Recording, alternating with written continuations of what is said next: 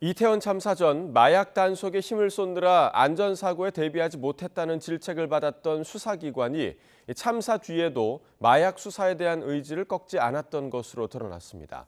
특히 유가족과 소통 없이 유류품 마약 성분을 검사하고 시신 부검을 제한하면서 마약 검사 필요성을 언급한 게 2차 가해가 될 수 있다는 지적이 나오는 가운데 안전조치 소홀이라는 참사의 본질을 잊어서는 안 된다는 목소리도 함께 커지고 있습니다. 김철희 기자가 보도합니다.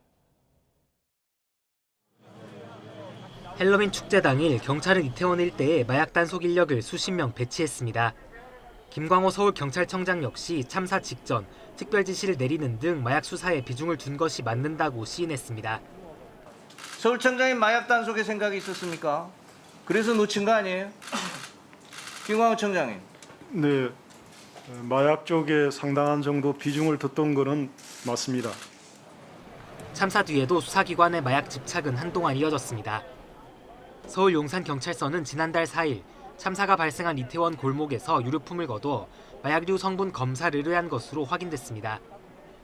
경찰은 SNS 등을 통해 마약 관련 의혹이 제기돼 검사 의뢰를 한 거라며 참사와 마약 사이 연관성을 염두에 두고 수사한 적은 없다고 선을 그었습니다. 전문가들은 수사 필요성이 있었다고 해도 일방적 수사는 2차 가해가 될 수 있다고 꼬집습니다.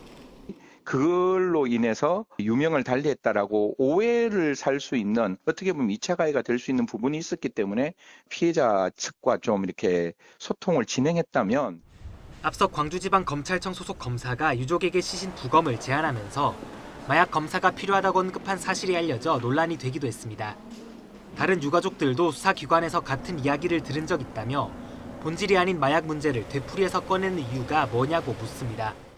사인이 압사 아닙니까? 라고 했더니 확실치 않답니다. 그래서 부검을 해야 되고 혹시라도 마약 관련해서 그것도 확인을 해야 되기 때문에 어떻게 그 상황에 하나같이 다 똑같은 얘기를 하죠.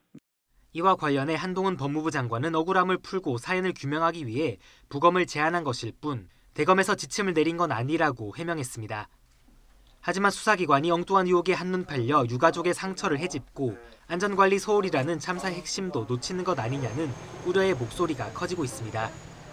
YTN 김철입니다.